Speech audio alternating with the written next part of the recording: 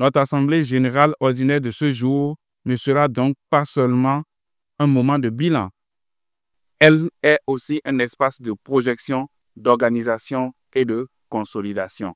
C'est sur ces mots du président de l'Union nationale des médias en ligne du Bénin, UNAMEL Bénin, que les travaux de la deuxième Assemblée générale ordinaire de l'association ont été officiellement lancés ce samedi 12 avril 2025 à l'Institut supérieur des métiers de l'audiovisuel de Cotonou. Barnabas Oroukouman, dans son discours, a dressé le bilan des avancées avant d'évoquer les défis et perspectives de l'Union. Il a également salué les efforts de la 7e mandature de la RAC, notamment la suspension des organes illégaux, le lancement d'un nouvel appel à candidature et surtout l'intégration officielle de la presse en ligne dans l'architecture médiatique nationale. Aujourd'hui, l'UNAMEL Bénin regroupe une trentaine de médias membres sur la cinquantaine de médias en ligne actuellement autorisés par la RAC.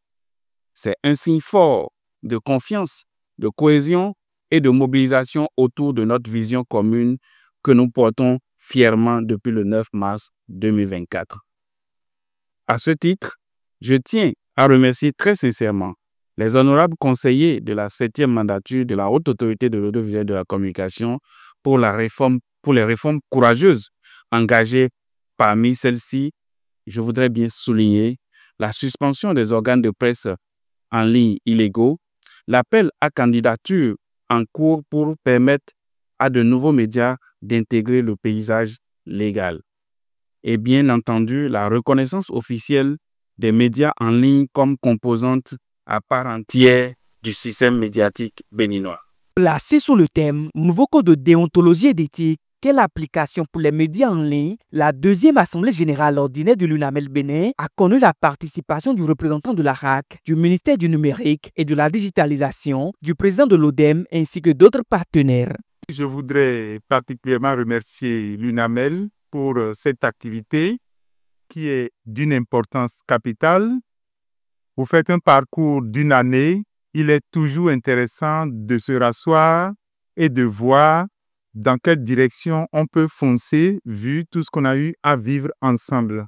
Ensemble, faisons surtout à ce que les médias en ligne ne soient pas que des vecteurs d'information rapide, mais aussi des acteurs de confiance, soucieux du bien commun et de la sauvegarde de la démocratie. Cette deuxième Assemblée générale ordinaire de l'UNAMEL Bénin s'est ouverte par une communication sur le nouveau code de déontologie et d'éthique dans les médias. À cette occasion, les promoteurs de médias membres de l'association ont été entretenus sur le contenu de ce document qui comporte désormais 33 articles répartis entre 25 devoirs, 8 droits et 12 directives.